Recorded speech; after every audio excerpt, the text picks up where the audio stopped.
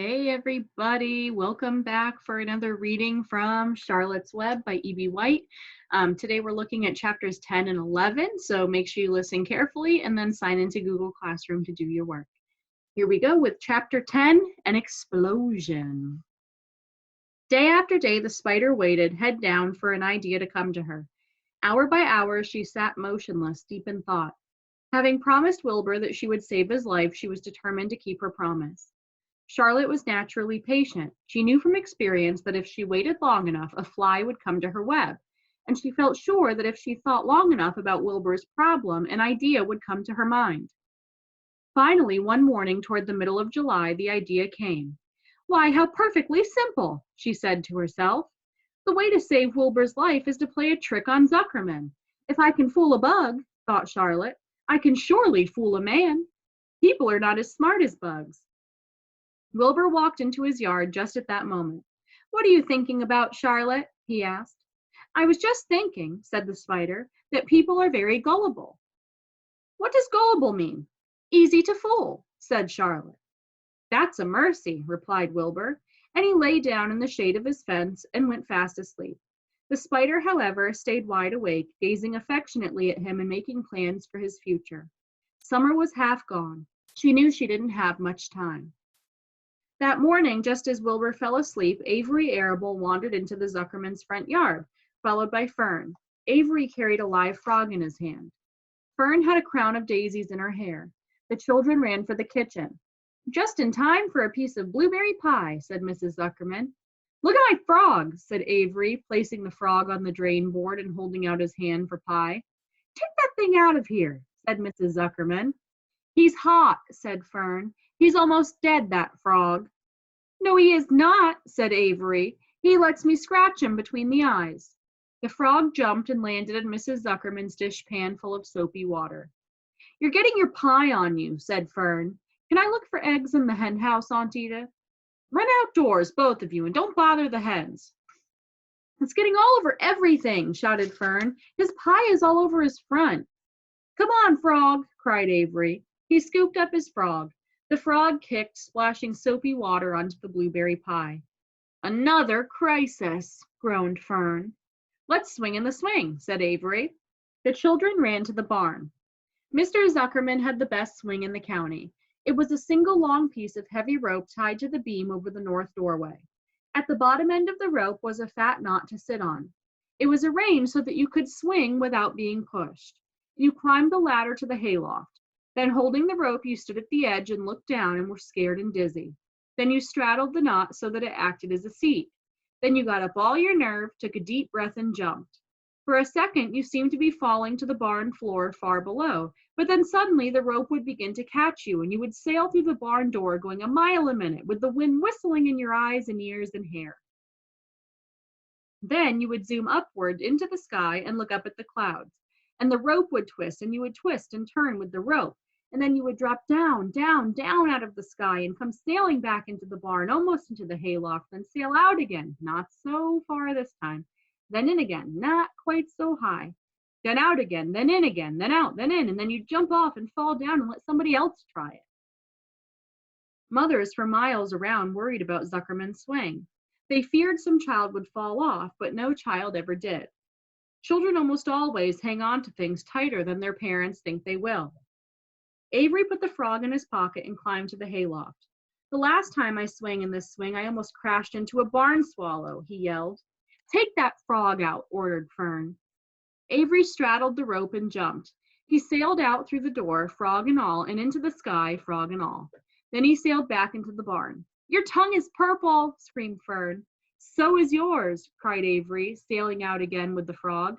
I have hay inside my dress. It itches, called Fern. Scratch it, yelled Avery as he sailed back. It's my turn, said Fern. Jump off. Fern's got the itch, sang Avery. When he jumped off, he threw the swing up to his sister.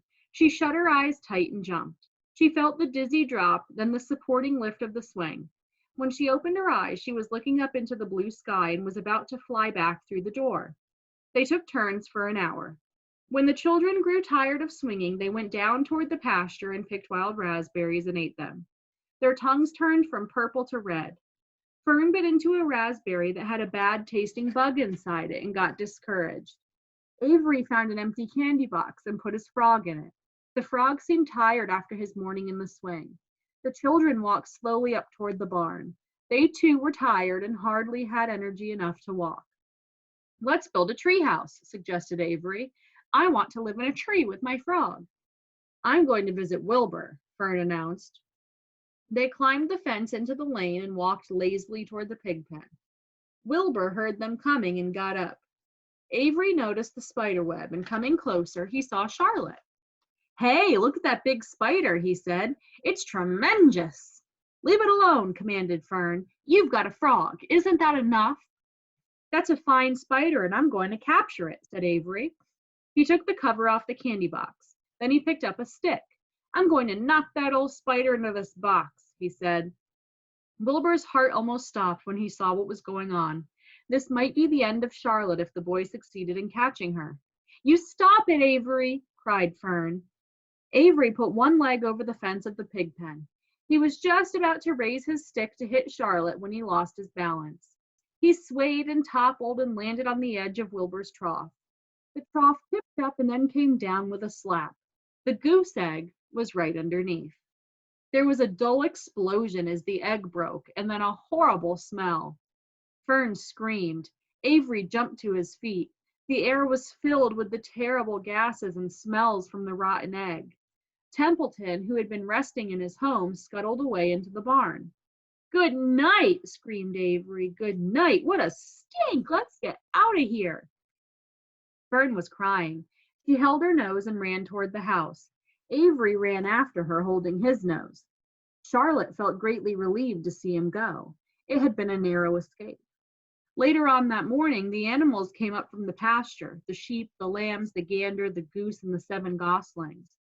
There were many complaints about the awful smell, and Wilbur had to tell the story over and over again of how the arable boy had tried to capture Charlotte, and how the smell of the broken egg drove him away just in time. It was that rotten goose egg that saved Charlotte's life, said Wilbur. The goose was proud of her share in the adventure. I'm delighted that the egg never hatched, she gabbled. Templeton, of course, was miserable over the loss of his beloved egg, but he couldn't resist boasting. It pays to save things, he said in his surly voice. A rat never knows when something is going to come in handy. I never throw anything away. Well, said one of the lambs, this whole business is all well and good for Charlotte, but what about the rest of us? The smell is unbearable. Who wants to live in a barn that is perfumed with rotten egg? Don't worry, you'll get used to it, said Templeton. He sat up and pulled wisely at his long whiskers, then crept away to pay a visit to the dump. When Lurvy showed up at lunchtime carrying a pail of food for Wilbur, he stopped short a few paces from the pig pen. He sniffed the air and made a face. What in thunder? He said. Setting the pail down, he picked up the stick that Avery had dropped and pried the trough up. Rats, he said. Phew, I might have known a rat would make a nest under this trough. How I hate a rat. And Lurvy dragged Wilbur's trough across the yard and kicked some dirt into the rat's nest, burying the broken egg and all Templeton's other possessions. Then he picked up the pail. Wilbur stood in the trough, drooling with hunger. Lurvy poured. The slops ran creamily down around the pig's eyes and ears. Wilbur grunted. He gulped and sucked and gulped, making swishing and swooshing noises, anxious to get everything at once. It was a delicious meal: skim milk, wheat middlings, leftover pancakes, half a donut, the rind of a summer squash, 2 pieces of stale toast, a third of a ginger snap, a fish tail, 1 orange peel, several noodles from a noodle soup, the scum off a cup of cocoa, an ancient jelly roll, a strip of paper from the lining of the garbage pail, and a spoonful of raspberry jello. Wilbur ate heartily. He planned to leave half a noodle and a few drops of milk for Templeton. Then he remembered that the rat had been useful in saving Charlotte's life, and that Charlotte was trying to save his life. So he left a whole noodle instead of a half. Now that the broken egg was buried, the air cleared and the barn smelled good again. The afternoon passed and evening came. Shadows lengthened. The cool and kindly breath of evening entered through doors and windows. Astride her web, Charlotte sat moodily eating a horsefly and thinking about the future. After a while, she bestirred herself. She descended to the center of the web, and there she began to cut some of her lines. She worked slowly but steadily while the other creatures drowsed. None of the others, not even the goose, noticed that she was at work. Deep in his soft bed, Wilbur snoozed. Over in their favorite corner, the goslings whistled a night song. Charlotte tore quite a section out of her web, leaving an open space in the middle. Then she started weaving something to take the place of the thread she had removed. When Templeton got back from the dump around midnight, the spider was still at work. Chapter 11, The Miracle. The next day was foggy. Everything on the farm was dripping wet. The grass looked like a magic carpet. The asparagus patch looked like a silver forest. On foggy mornings, Charlotte's web was truly a thing of beauty. This morning, each thin strand was decorated with dozens of tiny beads of water. The web glistened in the light and made a pattern of loveliness and mystery like a delicate veil. Even Lurvy, who wasn't particularly interested in beauty, noticed the web when he came with the pig's breakfast. He noted how clearly it showed up, and he noted how big and carefully built it was. And then he took another look and he saw something that made him set his pail down. There in the center of the web, neatly woven in block letters, was a message. It said, "Some pig." Lurvy felt weak. He brushed his hand across his eyes and stared harder at Charlotte's web. "I'm seeing things," he whispered. He dropped to his knees and uttered a short prayer. Then, forgetting all about Wilbur's breakfast, he walked back to the house and called Mr. Zuckerman. "I think you'd better come down to the pig pen," he said. "What's the trouble?" asked Mr. Zuckerman. "Anything wrong with the pig?" "Not exactly," said Lurvy. "Come and see for yourself." The two men walked silently down to Wilbur's yard. Lurvy pointed to the spider's web. "Do you see what I see?" he asked. Zuckerman stared at the writing on the web. Then he murmured the words, "Some pig." Then he looked at Lurvy. They both began to tremble. Charlotte, sleepy after her night's exertions, smiled as she watched. Wilbur came and stood directly under the web. "Some pig," muttered Lurvy in a low voice. "Some pig," whispered Mr. Zuckerman. They stared and stared for a long time at Wilbur. Then they stared at Charlotte. "You don't suppose that spider," began Mr. Zuckerman, but he shook his head and didn't finish the sentence. Instead, he walked solemnly back up to the house and spoke to his wife. "Edith, something has happened," he said in a weak voice. He went into the living room and sat down, and Mrs. Zuckerman followed. "I've got something to tell you, Edith," he said. "You better sit down." Mrs. Zuckerman sank into a chair. She looked pale and frightened. "Edith," he said, trying to keep his voice steady, "I think you had best be told that we have a very unusual pig." A look of complete bewilderment came over Mrs. Zuckerman's face. "Homer Zuckerman, what in the world are you talking about?" she said. "This is a very serious thing, Edith," he replied. "Our pig is completely out of the ordinary." "What's unusual about the pig?" asked Mrs. Zuckerman, who was beginning to recover from her scare. "Well, I don't really know yet," said Mr. Zuckerman, "but we have received a sign, Edith, a mysterious sign. A miracle has happened on this farm.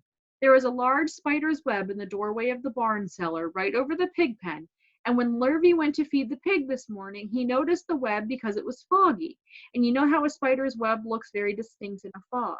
And right spang in the middle of the web, there were the words, 'Some pig.' The words were woven right into the web, Edith. I know because I've been down there and seen them. It says 'some pig' just as clear can be. There can be no mistake about it. A miracle has happened and a sign has occurred here on earth, right on our farm, and we have no ordinary pig." "Well," said Mrs. Zuckerman, "it seems to me you're a little off. It seems to me we have no ordinary spider." "Oh no," said Zuckerman.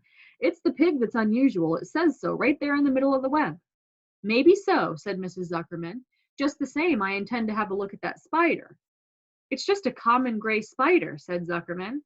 They got up and together they walked down to Wilbur's yard. "You see, Edith, it's just a common gray spider." Wilbur was pleased to receive so much attention. Lurvy was still standing there, and Mr. and Mrs. Zuckerman, all three, stood for about an hour, reading the words on the web over and watching Wilbur. Charlotte was delighted with the way her trick was working. She sat without moving a muscle and listened to the conversation of the people. When a small fly blundered into the web just beyond the word pig, Charlotte dropped quickly down, rolled the fly up, and carried it out of the way. After a while, the fog lifted up. The web dried off and the words didn't show up so plainly. The Zuckermans and Lurvy walked back to the house. Just before they left the pig pen, Mr. Zuckerman took one last look at Wilbur. You know, he said in an important voice, I've thought all along that pig of ours was an extra good one. He's a solid pig. That pig is as solid as they come. You notice how solid he is around the shoulders, Lurvy? Sure I do, said Lurvy. I've always noticed that pig. He's quite a pig. He's long and he's smooth, said Zuckerman. That's right, agreed Lurvy. He's as smooth as they come. He's some pig. When Mr. Zuckerman got back to the house, he took off his work clothes and put on his best suit.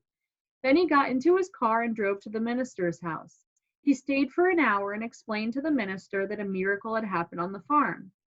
So far, said Zuckerman, only 4 people on earth know about this miracle. Myself, my wife Edith, my hired man Lurvy, and you. Don't tell anybody else, said the minister.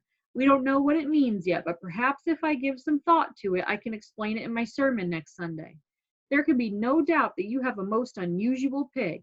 I intend to speak about it in my sermon and point out the fact that this community has been visited with a wondrous animal. By the way, does the pig have a name? Why, yes, said Mr. Zuckerman. My little niece calls him Wilbur.